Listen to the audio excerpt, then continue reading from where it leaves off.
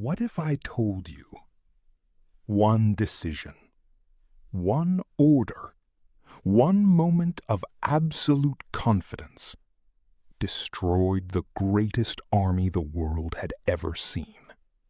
Not because the enemy was stronger, not because the soldiers lacked courage, but because one man believed he could conquer nature itself. He had defeated Austria. He had humbled Prussia. He had crushed Russia once before. Kings feared him. Emperors negotiated with him. Europe seemed to belong to him. His name was Napoleon Bonaparte. In the summer of 1812, he assembled the largest military force Europe had ever witnessed. More than 600,000 soldiers, thousands of cannons, tens of thousands of horses, an army so immense that contemporaries believed nothing on earth could stop it. Its destination? Russia. Napoleon expected victory in a matter of weeks. Instead, his army would vanish. Not in one battle, but mile by mile, day by day. Frozen, starved, broken. When the nightmare finally ended, only a fraction of the Grand Army marched home. The invasion changed Europe forever. It shattered Napoleon's aura of invincibility, encouraged his enemies to unite against him, and set him on the path toward defeat. Historians still debate many military campaigns, but few disagree on this. The invasion of Russia was among the costliest strategic blunders ever made. This is the story of the most expensive mistake in history. By 1812, Napoleon Bonaparte stood at the height of his power. Barely 2 decades earlier, he had been an ambitious young artillery officer from Corsica. Now, he was Emperor of the French. His victories had transformed Europe. The armies of Austria had been defeated. Prussia had been humbled. Much of Italy lay under French control or influence. The Holy Roman Empire had disappeared. Across the continent, borders had been redrawn. Kings lost their thrones. Napoleon placed brothers, sisters, and trusted allies on the crowns of Europe. To many, it seemed as if history itself had chosen him. Yet Napoleon believed his greatest weapon was not his army. It was speed. His campaigns relied on moving faster than his enemies expected, concentrating overwhelming force at decisive moments, and forcing opponents into battle before they were fully prepared. Time and again, the strategy worked. At battles like Austerlitz, Jena Auerstedt, and Friedland, his armies achieved victories that military academies still study today. Each triumph strengthened his confidence. Perhaps too much, because success can be dangerous. Every victory whispered the same lie: you cannot fail. Meanwhile, one nation continued to resist Napoleon's economic vision: Britain. Unable to defeat the British Royal Navy at sea after the Battle of Trafalgar, Napoleon turned to economic warfare. Through the continental system, he sought to cut Britain off from European markets, hoping financial pressure would succeed where invasion could not. But enforcing this blockade across an entire continent proved extraordinarily difficult. Smuggling flourished. Merchants found secret routes. And one powerful empire increasingly ignored Napoleon's rules: Russia. At first, France and Russia had been uneasy allies. After meeting at Tilsit in 1807, Napoleon and Tsar Alexander I appeared to have reached an understanding. But beneath the smiles distrust grew. Russia's economy suffered under the continental system. Its merchants wanted trade. Its nobles wanted profits. Its emperor wanted freedom from French pressure. By 1810, the alliance was fraying. Napoleon saw Russian defiance not merely as a political disagreement, but as a direct challenge to his authority. He believed a swift military campaign would force Tsar Alexander back into line. He had ended wars quickly before. Why should this one be any different? Yet there was one opponent Napoleon had never truly defeated. Not Austria, not Prussia, not Britain. It was distance. And beyond the Polish frontier stretched a land unlike any battlefield he had conquered. Vast, sparsely populated, with long supply lines, and a climate capable of destroying armies as surely as any cannon. Napoleon believed those dangers could be overcome. Soon, he would discover how wrong he was. As the greatest army in Europe prepared to march east, no one imagined they were walking into one of history's greatest catastrophes. But Russia had no intention of fighting the war Napoleon expected. On the morning of June 24th, 1812, the earth shook beneath hundreds of thousands of marching feet. Columns of infantry stretched beyond the horizon. Cavalry units glittered in the summer sun. Cannons rumbled across hastily built bridges. Before them flowed the Niemen River, the border between Napoleon's empire and the Russian Empire. The invasion had begun. It was the largest military operation Europe had ever witnessed. The Grande Armée numbered more than 600,000 men at the start of the campaign. Yet this was not an army of Frenchmen alone. It included Poles, Italians, Germans, Dutch, Swiss, Croats, and soldiers from many other territories under French influence. They spoke different languages. They wore different uniforms. But they marched beneath one leader, Napoleon Bonaparte. To many of them, this campaign seemed destined to end like all the others. A few decisive battles, a victorious march, then home before winter. Even Napoleon shared that confidence. He reportedly believed that once the Russian army suffered a crushing defeat, Tsar Alexander I would ask for peace. That assumption would become the foundation of one of history's greatest military disasters. The Russians understood something Napoleon did not. They knew they could not always defeat him in a single battle. But they didn't have to. Instead of standing their ground, they began to retreat. Village after village, town after town. The Russian armies simply disappeared deeper into their own country. Napoleon was stunned. This wasn't how wars were supposed to be fought. He had built his entire military genius around forcing decisive battles. But now, there was no decisive battle. Only empty roads, empty fields, and endless miles. Each day the French marched farther from their supply bases. Each day wagons struggled to keep pace. Each day food became harder to find. The deeper they advanced, the weaker they became.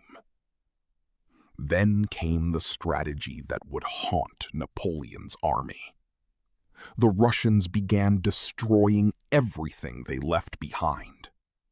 Barns, grain stores, bridges, livestock, even entire villages. If they couldn't keep it, neither could Napoleon. This became known as the scorched earth strategy.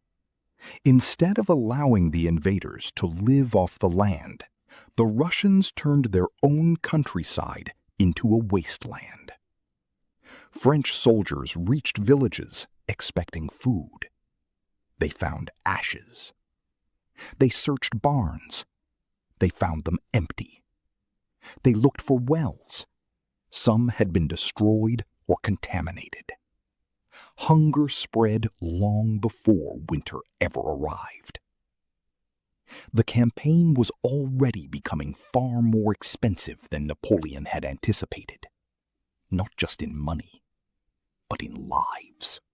Popular imagination often blames the Russian winter alone. But the army's problems began in the heat of summer. The weather swung between scorching temperatures and violent storms. Roads turned into rivers of mud. Horses collapsed from exhaustion. Supply wagons became trapped. Disease spread rapidly through crowded camps. Thousands of soldiers fell behind without ever seeing combat. Many died of illness. Others deserted. Some simply disappeared. The Grande Armée was shrinking before the Russians had even committed to a major battle. Still, Napoleon pressed onward. He believed victory was just ahead. One more march, one more engagement, one more opportunity to force Tsar Alexander to negotiate. But Russia remained silent. The Emperor's confidence. The Emperor refused to turn back. To retreat without a decisive victory would have damaged his reputation. He had spent years convincing Europe that he was unbeatable. An emperor who retreated without success risked appearing vulnerable. So he continued. Deeper, farther, closer to Moscow, without realizing that every step forward made escape less likely. The French army wasn't merely fighting Russia anymore. It was fighting geography, distance, logistics, time. Every loaf of bread, every cannonball, every horse had to travel hundreds of miles from Western Europe. The farther Napoleon advanced, the more fragile his army became. His greatest strength, rapid movement, was turning into his greatest weakness. Because every road behind him stretched farther than before, and every mile ahead promised new uncertainty. Still, the Emperor believed one great battle would solve everything. He would soon get his wish. But it would come at a price unlike anything Europe had ever witnessed. Just 70 miles from Moscow, the Russian army finally stopped running. They turned, dug in, and prepared for one of the bloodiest single-day battles of the Napoleonic Wars. The Battle of Borodino was about to begin. It was the morning of September 7th, 1812.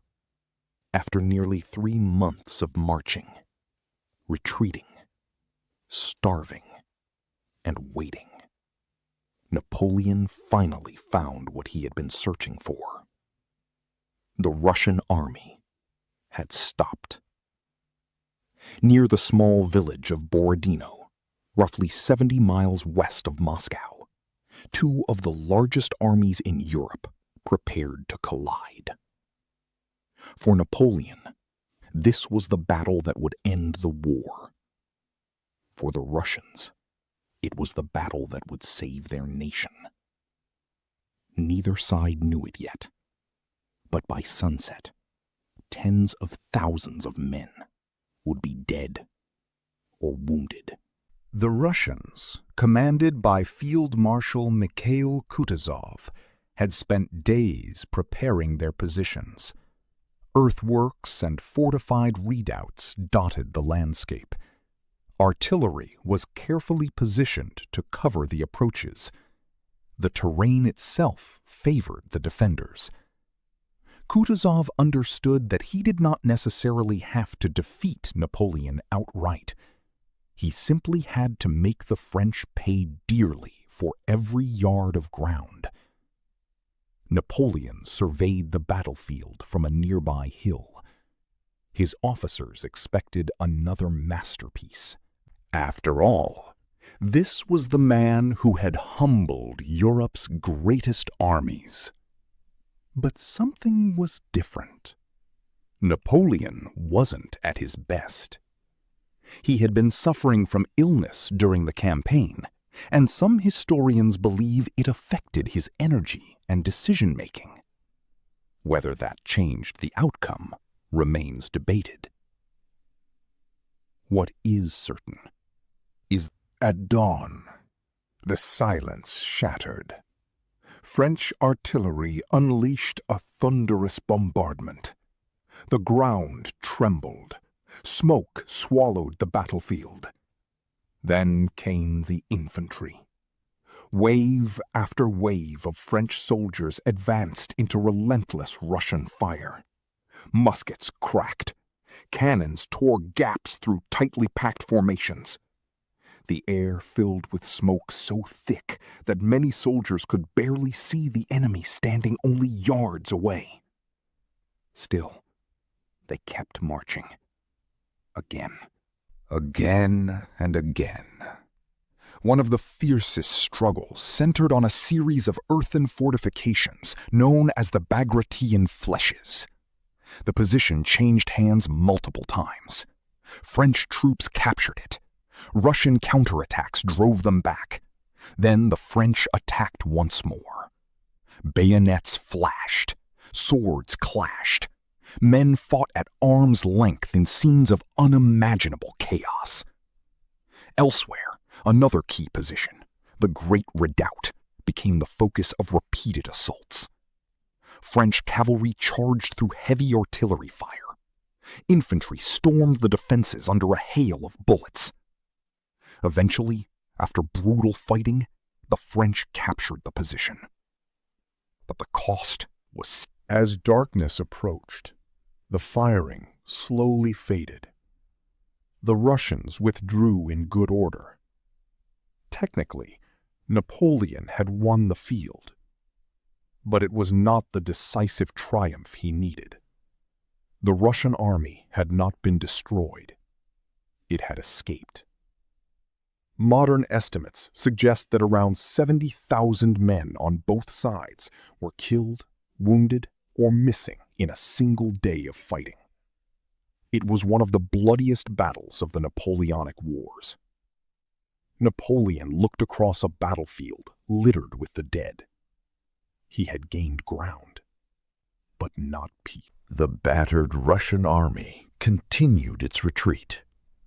This time, there was nothing left between Napoleon and Moscow. To many French soldiers, the campaign finally seemed close to its glorious conclusion. Surely, the capture of Russia's ancient capital would force Tsar Alexander I to negotiate. Surely, no nation would abandon its greatest city. Surely, the war was almost over. Napoleon believed he was only days away from his greatest victory. He could not have known that the city awaiting him would become the turning point of his entire career. Because when the French finally entered Moscow, they would find something no conqueror ever expected. Napoleon had finally reached the prize he had marched hundreds of miles to seize. But instead of victory, he was about to inherit a city consumed by flames. On September 14th, 1812, Napoleon finally arrived. After nearly 3 months of relentless marching, countless skirmishes, and the bloodbath at Borodino, the prize was finally before him. Moscow, one of Russia's most important cities. For centuries, capturing an enemy's capital had often signaled the end of a war. Napoleon expected a delegation, officials bearing the city's keys, messengers requesting peace. Instead, he rode into silence. The streets were almost deserted. Markets stood abandoned. Homes were locked. Churches echoed with emptiness. The vast majority of Moscow's population had fled before the French arrived. Governor Fyodor Rostopchin had ordered evacuations, and many supplies were removed or destroyed before the invaders entered the city. Napoleon was stunned. He had conquered Moscow. But there was almost no one left to surrender. No czar, no government, no peace treaty. Only an empty city. Still, he remained confident. Alexander I would surely negotiate now. Who would willingly sacrifice Moscow?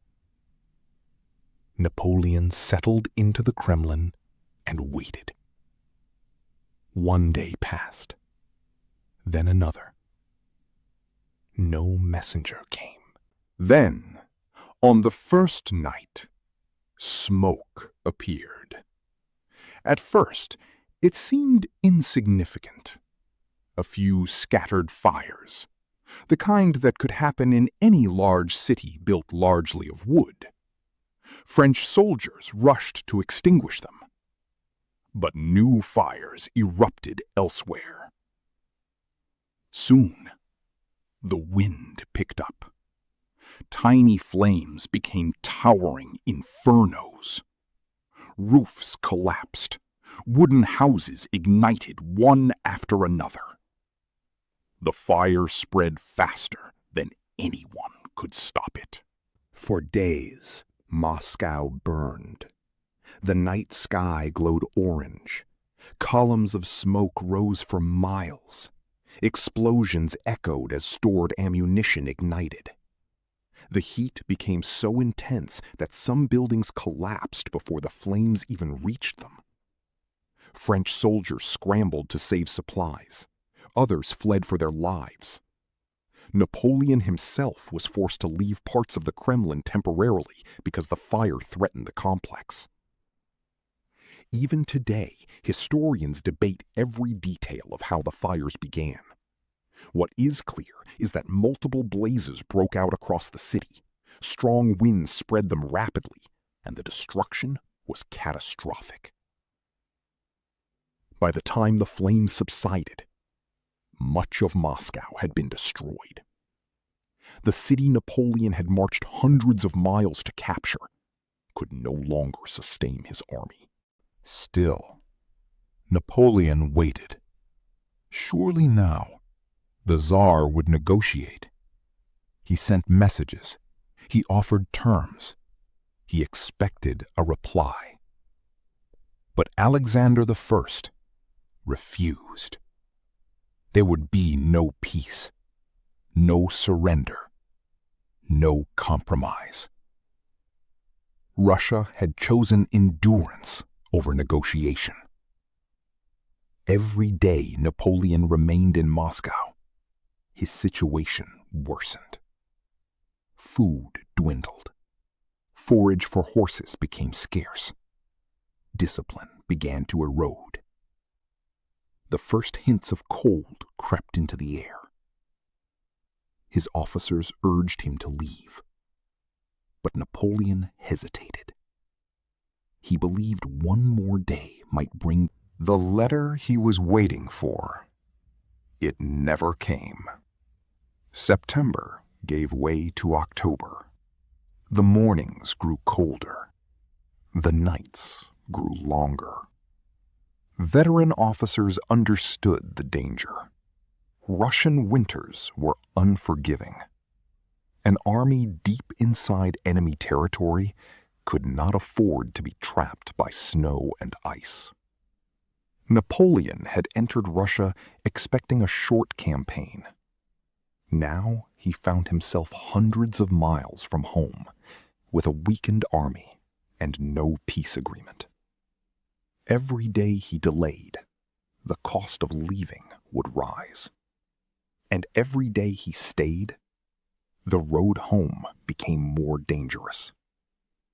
Finally, on October 19, 1812, Napoleon gave the order he had hoped never to issue: retreat. The soldiers marched out of Moscow, carrying whatever food, clothing, and valuables they could find. Some believed they were simply heading to winter quarters. Others sensed the truth. The campaign had failed. But no one, not even Napoleon, could imagine the horror that lay ahead. Because the army leaving Moscow was no longer marching toward victory. It was racing against time, against hunger, against the Russian army shadowing every move, and against an enemy that cared nothing for courage, rank, or reputation. Winter. The emperor had escaped the burning city, but he could not escape Russia itself. The snow was beginning to Fall. And the deadliest chapter of the campaign was only just beginning. When Napoleon left Moscow, the campaign was no longer about conquest. It was about survival. The Grand Armée that had crossed the Niemen River with more than 600,000 men was now only a shadow of its former self. Battle, disease, desertion, and the long advance had already reduced its strength dramatically. Now, the survivors faced a far greater challenge: getting home. At first, the retreat seemed orderly. The weather was cold, but manageable. Napoleon hoped to withdraw his army before the full force of winter arrived. Then, the temperature plunged. Snow covered the roads. Rivers froze. The wind became relentless. Many soldiers had packed for a summer campaign. Their uniforms offered little protection against the bitter cold. Boots split apart. Gloves were scarce. Blankets froze solid overnight. Every morning, men failed to wake. Not because they had been wounded, but because they had frozen to death in their sleep. Food disappeared. Supply wagons had been lost or abandoned. The countryside had already been stripped bare by the Russian scorched earth strategy. There was almost nothing left to eat.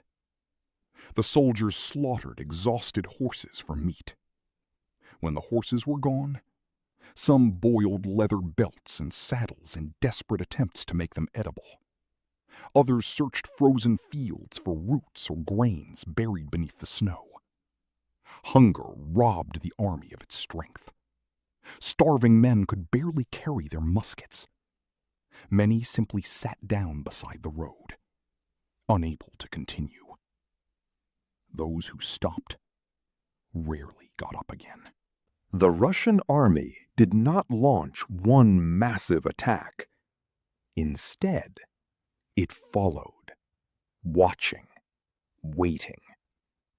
Whenever French units became isolated, Russian cavalry, especially the fast-moving Cossacks, struck quickly. Supply wagons were captured. Stragglers were cut down. Small detachments vanished into the snow. The retreat became a constant struggle, not only against the cold, but against an enemy that refused to let the exhausted invaders rest. Every mile westward had to be earned. The Grande Armée had once been Europe's finest fighting force. Now, order was disintegrating. Heavy cannons were abandoned because there were no healthy horses left to pull them. Thousands of wagons were left behind. Officers struggled to keep their units together. Some soldiers wandered away in search of food, never to return. Others collapsed from exhaustion. The roads became littered with broken equipment, frozen animals, and the bodies of those who could go no farther. Even Napoleon's legendary ability to inspire confidence could not reverse what was happening. This was no longer an army advancing toward victory. It was a column of survivors, struggling to escape. The weather showed no mercy. Blizzards erased the roads.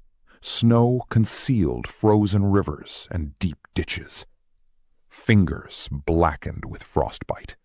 Feet froze inside worn-out boots. Men who fell behind often disappeared beneath drifting snow before anyone noticed. The army had fought Austrians, Prussians, Russians. Now it was fighting nature itself. And nature was winning. Despite the catastrophe, there was still hope. If the army could reach the Berezina River and cross before the Russians trapped them, a significant portion might still escape. But time was running out. Russian forces were converging from multiple directions. The bridges across the river had been destroyed. The freezing water rushed between icy banks. Ahead lay one final obstacle, one final test, one final chance to save what remained of the Grande Armée. For Napoleon, the next few days would determine whether any of his army would ever see France again. The Empire had survived Moscow. He had survived the snow. He had survived relentless pursuit. But now, an icy river stood between his army and survival.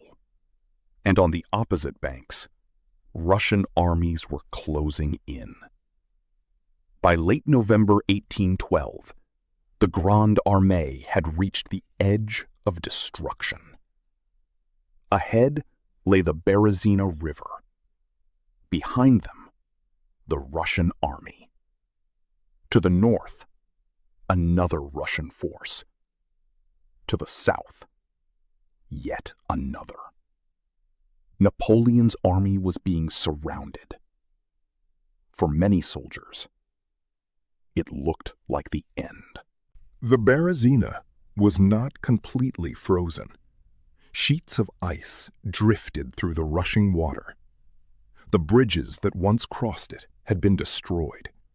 There was no easy way across. If Napoleon delayed, the Russian armies would trap him against the river. If he tried to force a crossing without bridges, thousands would drown. It's General Jean-Baptiste Eblé and his pontonniers, the army's bridge builders, volunteered for an almost certain death. Standing waist-deep in water barely above freezing, they drove wooden piles into the riverbed. Their hands became numb.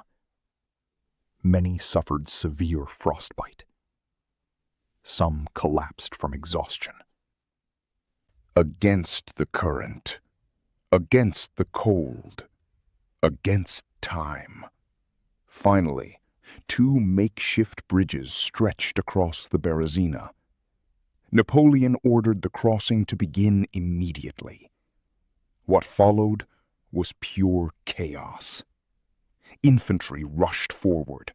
Cavalry pushed through the crowds. Supply wagons jammed the narrow crossings. Some men were knocked into the freezing river. Others jumped willingly. Napoleon succeeded in deceiving parts of the Russian command about where he intended to cross, buying precious time. Much of the remaining army reached the western bank. But not everyone. Thousands of soldiers and civilians were left behind when Russian forces closed in. To prevent pursuit, the French burned the bridges after the main crossing. Those stranded on the eastern bank faced capture, or worse. The Berezina was not a victory, nor was it a complete defeat. It was an escape purchased with extraordinary sacrifice. The word Napoleon looked upon what remained of his once mighty army. Months earlier, it had been the largest military force Europe had ever seen. Now, only a fraction remained under arms. The proud columns that had crossed into Russia in perfect formation were gone. The glittering cavalry had vanished. The artillery was largely abandoned. The Empire's finest soldiers had been consumed by battle, disease, starvation, exposure, and exhaustion.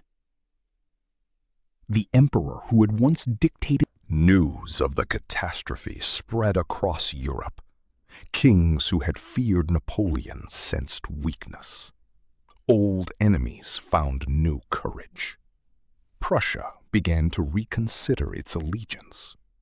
Austria watched carefully. Russia pressed westward. The aura of invincibility that had protected Napoleon for years had vanished. Napoleon had escaped Russia, but he had left something behind that could never be replaced. The army that built his empire. Without it, Europe would rise against him.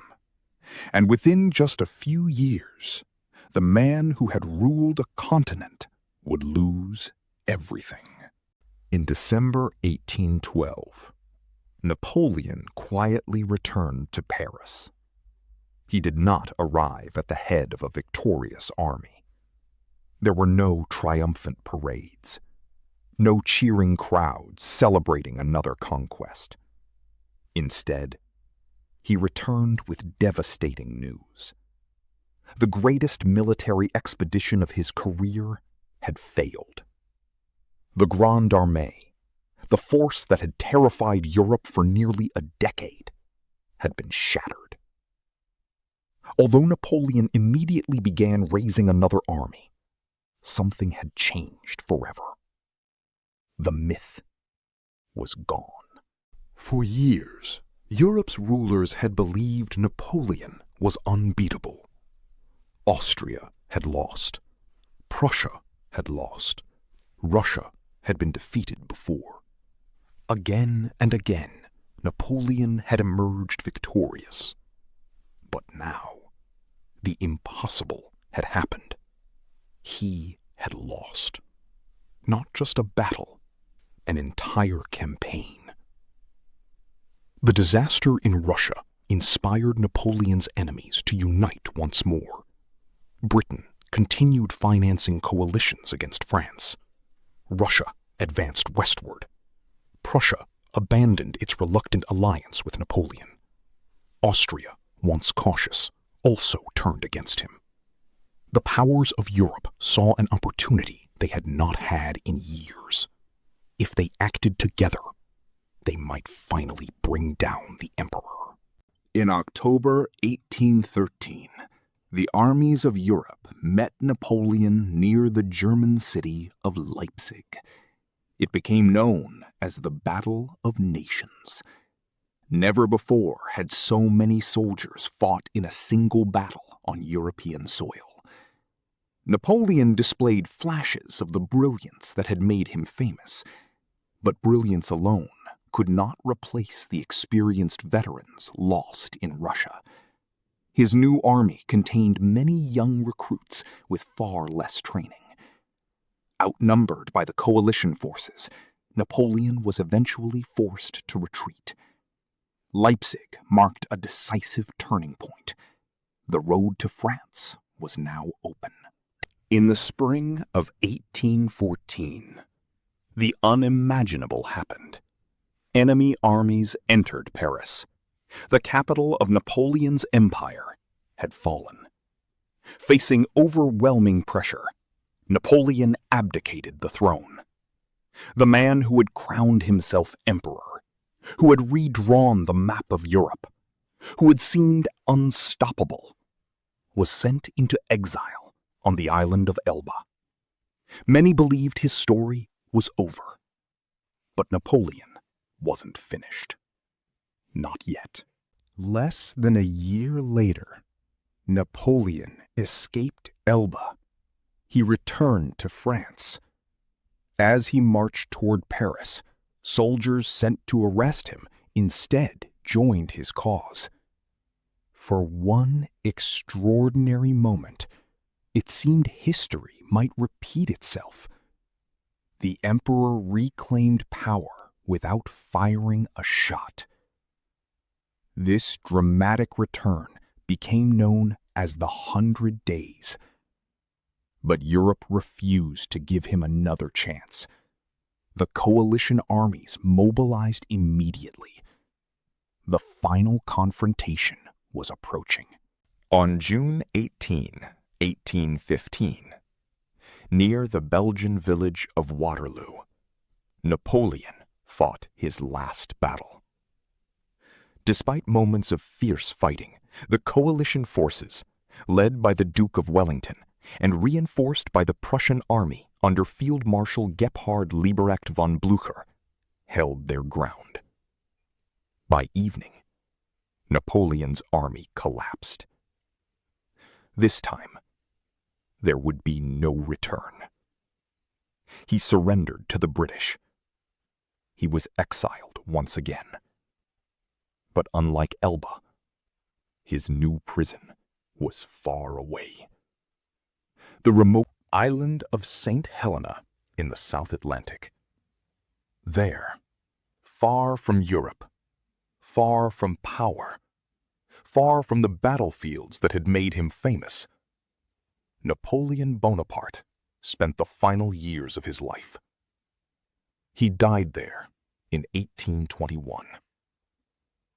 History rarely changes because of a single moment, but sometimes Instead, he lost the core of his army. He lost the fear that protected his empire. He lost the confidence of allies. And in time, he lost his throne. The invasion of 1812 did not end Napoleon's story overnight, but it transformed the balance of power in Europe and marked the beginning of his decline. It remains one of history's The most expensive mistake in history wasn't measured only in gold. It was measured in lives, in shattered empires, and in a lesson that echoes through every age. No leader, no matter how brilliant, is stronger than reality. If you enjoyed this journey into one of history's greatest mysteries, subscribe for more forgotten civilizations, unsolved disappearances, lost empires, and unbelievable true stories from the past. Let's know your thoughts in the comments section.